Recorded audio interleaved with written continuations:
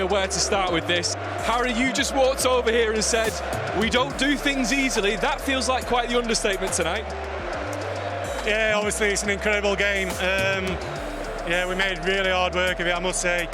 Half time, we obviously 2-0 up, and we had full control. I think even of the second half, I felt like we had chances to score that third, and then they scored out of nowhere a bit of a pinball goal, and then it puts us on the back foot, and they managed to get that equaliser, and then obviously to go 4-2 down in extra time against 10 men is nowhere near good enough. We opened ourselves up too much, and they're a good team. They have some good forwards. They play great football, but we dug in and we shown great spirit, and that's what this stadium does. And to come back like that, yeah, it's incredible performance from everyone in the final minutes. Cobby, as you're watching that unfold, when you come on the pitch, what's the mentality like, especially when you go 4-2 down? I know this club has great comebacks in their history. Not many like that though.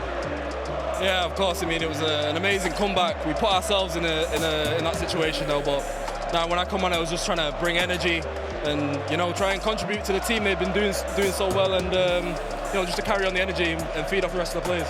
When you get the ball though on the edge of the penalty area, how did you stay so calm? I think, have we seen you do that against Liverpool? It felt very similar. I mean, when the ball drops you in there, a yard feels like a mile, innit? So you just got to try and stay as calm as you can and slot it, and look, that's what I did. Harry, the get level, we're all watching that there thinking there might be time for a winner here. Did you believe that? Yeah, definitely. I felt like obviously the fourth goal for them was a real sucker punch, because even going 3-2 down, I felt like we were going to get chances to come back into it. But yeah, as soon as we got the fourth, I felt like there was going to be another chance, and obviously it fell to myself, and thankfully I put it in the back of the net, and yeah, it was an amazing feeling. Was there a nervous wait though? Because we thought they might be looking maybe at a push. Yeah, I think he was backpedaling, but I don't think there was I think I just held him there with my left hand. There was contact, obviously, but I don't think they were nowhere near enough for a foul.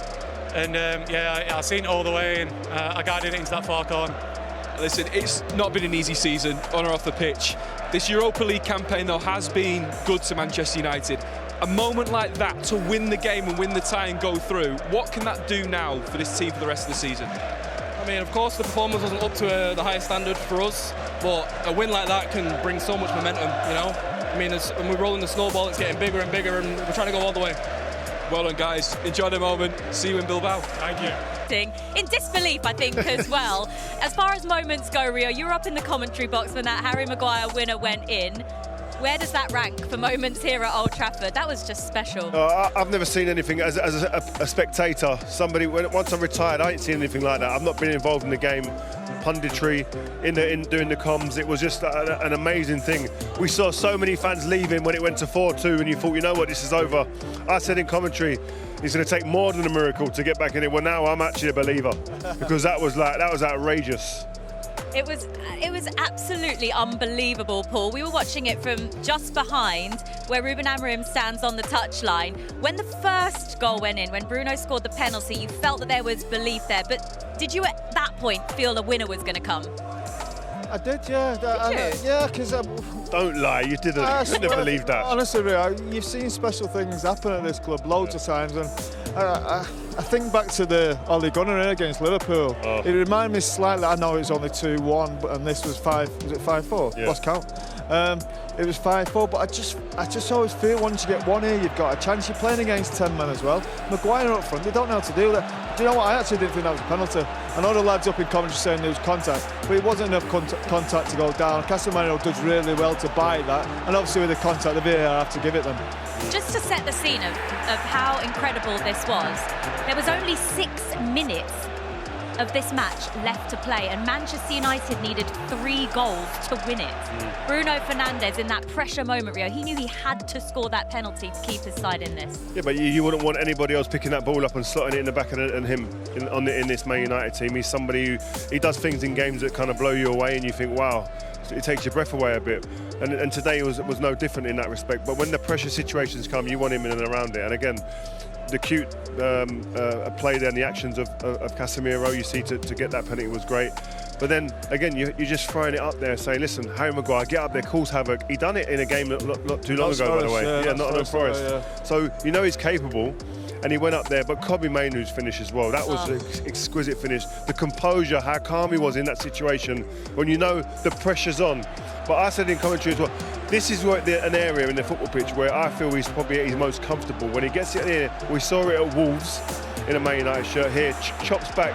Again, clear HD, 4K you see in the game in them moments. That's the position he has to play for me, Leo. Yeah. I don't think he's quite got the energy to play in a 2 midfield. There's too many spaces to fill. Yeah. I think in that number 10 role, that advanced role, he has got real quality. Look at that. The guns are out though, look. Wow. And Rio, you just said to me and Paul when you got down here that you didn't know they had a camera on you up there. No. It was great to see your reaction. I didn't. Yeah, Rio didn't have a camera on him. Come on. Come on. He didn't.